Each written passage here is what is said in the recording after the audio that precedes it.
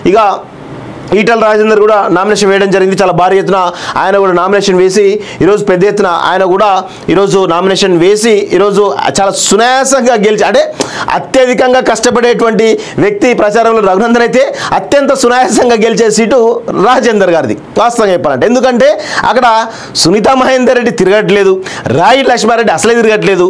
ఈ రెండు చూసినట్లయితే అందులో ఇక రాజేందర్ గారే కొంత ఈటల రాజేందర్ చాలా స్పష్టంగా గ్రౌండ్లో తిరుగుతూ ప్రజల్ని భారతీయ జనతా పార్టీకి ఓటేయమని చెప్పేసి ప్రతి ఒక్కరు కూడా గడప గడప తిరుగుతూ అడుగుతున్నటువంటి దానిలో చాలా స్పష్టంగా కనబడతా ఉంది. సో ఇలా ఆయనకు పాజిటివ్ గ్రౌండ్ అయితే చాలా స్పష్టంగా కనబడుతున్నట్టయితే మనకి తెలుస్తూ ఉంది. ఎక్కడ కూడా ఆయనకు ఇటు సునీతా మహేందర్ రెడ్డి వాళ్ళ భర్త మహేందర్ రెడ్డి ఎవరుతున్నారో కుత్బులాపూర్ మాజీ ఎమ్మెల్యే కూన శ్రీశంకర్ కూడా చేర్చుకోవడం జరిగింది. అదేవిధంగా కంటోన్మెంట్లో ఈరోజు శ్రీ గణేష్ కూడా చేర్చుకోవడంతో కొంత పట్టు పెరిగిందని మనం అనుకున్నాం. కానీ ఆ తర్వాత చూసినట్లయితే ఆ ఇద్దరు అభ్యర్థులు డమ్మీ అయిపోయారు.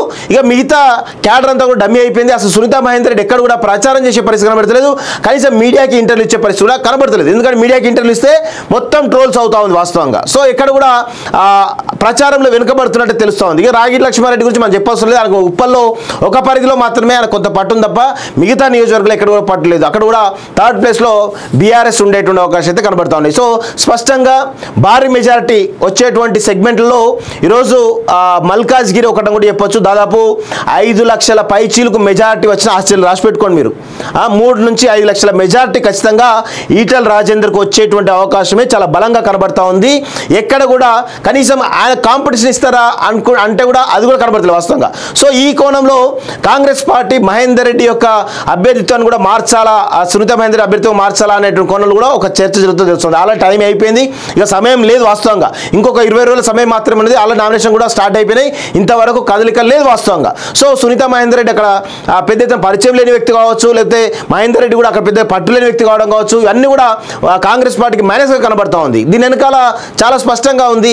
సికింద్రాబాద్లో దానం నాగేందర్ పెట్టడం, చేవేలలో రంజిత్ రెడ్డి పెట్టడం తోటి ఈరోజు కాంగ్రెస్ పార్టీ మిగతా అన్ని సీట్లు డిస్టర్బ్ అయినాయి. ఎందుకంటే సికింద్రాబాద్లో దానం నాగేందర్ పెట్టడం తోటి ఆడ ఆయన ప్రచారం చేయకపోవడంతో ఆ ఎఫెక్ట్ అంతా కూడా కాంగ్రెస్ పార్టీ పడింది. ఆ తర్వాత చేవేళ్ళ యొక్క ఎఫెక్ట్ ఈరోజు హైదరాబాద్ మీద కంప్లీట్గా పడ్డది. మల్కాజ్గిరి ఎఫెక్ట్ భువనగిరి మీద, భువనగిరి ఎఫెక్ట్ ఈరోజు జైరాబాద్ మీద, జైరాబాద్ ఎఫెక్ట్ మెదక్ మీద, ఇట్లా ఇంటర్లింక్ అవుతూ ఈరోజు కాంగ్రెస్ పార్టీ చేసినటువంటి మిస్టేక్స్ ఏవైతే ఉన్నాయో, తప్పులు ఏవైతే ఉన్నాయో అవన్నీ కూడా భారతీయ జనతా పార్టీకి ప్లస్ అవుతూ ఉన్నాయి. అయితే గ్రౌండ్లో చాలా స్పష్టంగా ఏమున్నదంటే ఈరోజు ఓటు అంటే జాతీయ స్థాయి ఎన్నికలు కాబట్టి ఓటు కాంగ్రెస్కి వేయాలా లేదంటే బీజేపీకి వేయాలా, ఈ రెండు మధ్యలో చర్చ జరుగుతుంది. ఎక్కడ కూడా కనీసం రాష్ట్రంలో అధికారంలో ఉంటే కనుక బీఆర్ఎస్కి ఓటేసే అవకాశం ఉంటుంది. కానీ రాష్ట్రంలో అధికారం లేదు కాబట్టి జాతీయ స్థాయి ఎన్నికలు కాబట్టి రాష్ట్రంలో కాంగ్రెస్ పార్టీ అధికారం ఉంది, జాతీయ స్థాయిలో బీజేపీ అధికారం ఉంది. ఆ రెండు పార్టీలకే ఓటేయాలని చెప్పి డిసైడ్ అయింది. ఆ క్రమంలో కాంగ్రెస్ పార్టీ చేసినటువంటి మిస్టేక్స్ ఏవైతే ఉన్నాయో ఇవన్నీ కూడా భారతీయ జనతా పార్టీకి ప్లస్ అవుతున్నాయి. సో మీరు చాలా ఆశ్చర్యపోతారు.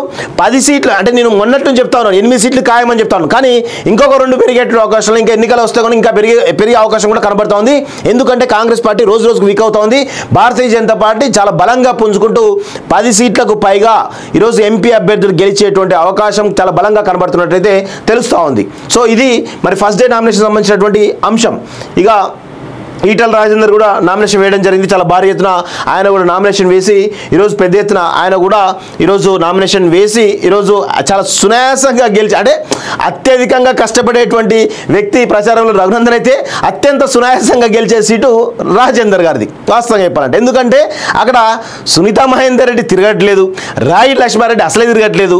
ఈ రెండు చూసినట్లయితే అందులో ఇక రాజేందర్ గారే కొంత ఈటల రాజేందర్ చాలా స్పష్టంగా గ్రౌండ్లో తిరుగుతూ ప్రజల్ని భారతీయ జనతా పార్టీకి ఓటేయమని చెప్పేసి ప్రతి ఒక్కరు కూడా గడప గడప తిరుగుతూ అడుగుతున్నటువంటి దానిలో చాలా స్పష్టంగా కనబడతా ఉంది. సో ఇలా ఆయనకు పాజిటివ్ గ్రౌండ్ అయితే చాలా స్పష్టంగా కనబడుతున్నట్టయితే మనకి తెలుస్తూ ఉంది. ఎక్కడ కూడా ఆయనకు ఇటు సునీతా మహేందర్ రెడ్డి వాళ్ళ భర్త మహేందర్ రెడ్డి ఎవరుతున్నారో కుత్బులాపూర్ మాజీ ఎమ్మెల్యే కూన శ్రీశంకర్ కూడా చేర్చుకోవడం జరిగింది. అదేవిధంగా కంటోన్మెంట్లో ఈరోజు శ్రీ గణేష్ కూడా చేర్చుకోవడంతో కొంత పట్టు పెరిగిందని మనం అనుకున్నాం. కానీ ఆ తర్వాత చూసినట్లయితే ఆ ఇద్దరు అభ్యర్థులు డమ్మీ అయిపోయారు. ఇక మిగతా మిగతా క్యాడర్ అంతా కూడా డమ్మీ అయిపోయింది. అసలు సునీతా మహేందర్ రెడ్డి ఎక్కడ కూడా ప్రచారం చేసే పరిస్థితి కనబడతలేదు. కనీసం మీడియాకి ఇంటర్వ్యూ ఇచ్చే పరిస్థితి కూడా కనబడతలేదు. ఎందుకంటే మీడియాకి ఇంటర్వ్యూ ఇస్తే మొత్తం ట్రోల్స్ అవుతా ఉంది వాస్తవంగా. సో ఎక్కడ కూడా ప్రచారంలో వెనుకబడుతున్నట్టు తెలుస్తూ ఉంది. ఇక రాగిడి లక్ష్మారెడ్డి గురించి మనం చెప్పవలసిన లేదు. ఆయనకు ఉప్పల్లో ఒక పరిధిలో మాత్రమే ఆయన కొంత పట్టుంది తప్ప మిగతా నియోజకవర్గాలు ఎక్కడ కూడా పట్టలేదు. అక్కడ కూడా థర్డ్ ప్లేస్లో బీఆర్ఎస్ ఉండేటువంటి అవకాశం అయితే కనబడతా ఉన్నాయి. సో స్పష్టంగా భారీ మెజారిటీ వచ్చేటువంటి సెగ్మెంట్లలో ఈరోజు మల్కాజ్గిరి ఒకటి కూడా చెప్పొచ్చు. దాదాపు 5 లక్షల పైచీలకు మెజారిటీ వచ్చిన ఆశ్చర్యం రాసి పెట్టుకోండి మీరు. 3 నుంచి 5 లక్షల మెజారిటీ ఖచ్చితంగా ఈటల రాజేందర్కు వచ్చేటువంటి అవకాశమే చాలా బలంగా కనబడతా ఉంది. ఎక్కడ కూడా కనీసం ఆయన కాంపిటీషన్ ఇస్తారా అంటే కూడా అది కూడా కనబడుతుంది వాస్తవంగా. సో ఈ కోణంలో కాంగ్రెస్ పార్టీ మహేందర్ రెడ్డి యొక్క అభ్యర్థిత్వాన్ని కూడా మార్చాలా, సునీతా మహేందర్ అభ్యర్థిత్వం మార్చాలా అనేటువంటి కోణంలో కూడా ఒక చర్చ జరుగుతుంది తెలుస్తుంది. అలా టైం అయిపోయింది, ఇక సమయం లేదు వాస్తవంగా. ఇంకొక 20 రోజుల సమయం మాత్రమే ఉన్నది. అలా నామినేషన్ కూడా స్టార్ట్ అయిపోయినాయి. ఇంతవరకు కదలిక లేదు వాస్తవంగా. సో సునీతా మహేందర్ రెడ్డి అక్కడ పెద్ద ఎత్తున పరిచయం లేని వ్యక్తి కావచ్చు, లేకపోతే మహేందర్ రెడ్డి కూడా అక్కడ పెద్ద పట్టు లేని వ్యక్తి కావడం కావచ్చు, ఇవన్నీ కూడా కాంగ్రెస్ పార్టీకి మైనస్గా కనబడతా ఉంది. దీని వెనకాల చాలా స్పష్టంగా ఉంది. సికింద్రాబాద్లో దానం నాగేంద్ర పెట్టడం, చేవెలలో రంజిత్ రెడ్డి పెట్టడం తోటి ఈరోజు కాంగ్రెస్ పార్టీ మిగతా అన్ని సీట్లు కూడా డిస్టర్బ్ అయినాయి. ఎందుకంటే సికింద్రాబాద్లో దానం నాగేంద్ర పెట్టడం తోటి ఆడ ఆయన ప్రచారం చేయకపోవడంతో ఆ ఎఫెక్ట్ అంతా కూడా కాంగ్రెస్ పార్టీ పడింది. ఆ తర్వాత చేవెళ్ళ యొక్క ఎఫెక్ట్ ఈరోజు హైదరాబాద్ మీద కంప్లీట్గా పడ్డది. మల్కాజ్గిరి మీద మల్కాజ్గిరి ఎఫెక్ట్, భువనగిరి మీద భువనగిరి ఎఫెక్ట్, ఈరోజు జైరాబాద్ మీద జైరాబాద్ ఎఫెక్ట్, మెదక్ మీద ఇట్లా ఇంటర్లింక్ అవుతూ ఈరోజు కాంగ్రెస్ పార్టీ చేసినటువంటి మిస్టేక్స్ ఏవైతే ఉన్నాయో, తప్పులు ఏవైతే ఉన్నాయో అవన్నీ కూడా భారతీయ జనతా పార్టీకి ప్లస్ అవుతూ ఉన్నాయి. అయితే గ్రౌండ్లో చాలా స్పష్టంగా ఏమున్నదంటే ఈరోజు ఓటు అంటే జాతీయ స్థాయి ఎన్నికలు కాబట్టి ఓటు కాంగ్రెస్కి వేయాలా లేదంటే బీజేపీకి వేయాలా, ఈ రెండు మధ్యలో చర్చ జరుగుతుంది. ఎక్కడ కూడా కనీసం రాష్ట్రంలో అధికారంలో ఉంటే కనుక బీఆర్ఎస్కి ఓటేసే అవకాశం ఉంటుంది. కానీ రాష్ట్రంలో అధికారం లేదు కాబట్టి జాతీయ స్థాయి ఎన్నికలు కాబట్టి రాష్ట్రంలో కాంగ్రెస్ పార్టీ అధికారం ఉంది, జాతీయ స్థాయిలో బీజేపీ అధికారం ఉంది. ఆ రెండు పార్టీలకే ఓటేయాలని చెప్పి డిసైడ్ అయింది. ఆ క్రమంలో కాంగ్రెస్ పార్టీ చేసినటువంటి మిస్టేక్స్ ఏవైతే ఉన్నాయో ఇవన్నీ కూడా భారతీయ జనతా పార్టీకి ప్లస్ అవుతున్నాయి. సో మీరు చాలా ఆశ్చర్యపోతారు. 10 సీట్లు అంటే నేను మొన్నట్టు చెప్తా ఉన్నాను, 8 సీట్లు ఖాయమని చెప్తాను. కానీ ఇంకొక 2 పెరిగేటువంటి అవకాశాలు, ఇంకా ఎన్నికలు వస్తే కానీ ఇంకా పెరిగే అవకాశం కూడా కనబడతా ఉంది. ఎందుకంటే కాంగ్రెస్ పార్టీ రోజు రోజుకు వీక్ అవుతా ఉంది.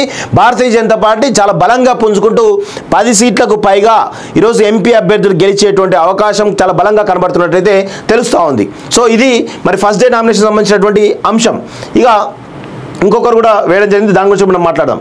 పినరయ్ విజయన్ కమ్యూనలిస్ట్, మోడీతో రహస్య ఒప్పందం, బంగారం స్మగ్లింగ్ కేసులో చిక్కులు లేకుండా ప్లాన్, బీజేపీ అభ్యర్థి గెలుపు కోసమే ఆయన తపనంతా, ఈడీ ఐటీ కేసులంత వరకు సిపిఎంకు ద్రోహం, కేరళ సీఎం మాజీ ముఖ్యమంత్రి రేవంత్ సంచలన ఆరోపణలు అంటూ ఒకరిని చూస్తా ఉన్నాం. 50 సభలు 15 రోడ్ షోలు నేటి నుంచి సీఎం రేవంత్ పర్యటనలో వచ్చే నెల 11 వరకు ఆయా సెగ్మెంట్లో ప్రచారం చాలా అలుపేరు కాకుండా ప్రచారం చేస్తున్నట్టు తెలుస్తుంది. ఇటు రాష్ట్రంలో అటు దేశవ్యాప్తంగా కూడా తన చరిష్మాను పెంచుకోవడానికి రేవంత్ రెడ్డి చాలా స్పష్టంగా ఒక విధి విధానాలతోటి ఆయన పనిచేస్తున్నట్టు కార్యాచరణతో పనిచేస్తూ తెలుస్తూ ఉంది.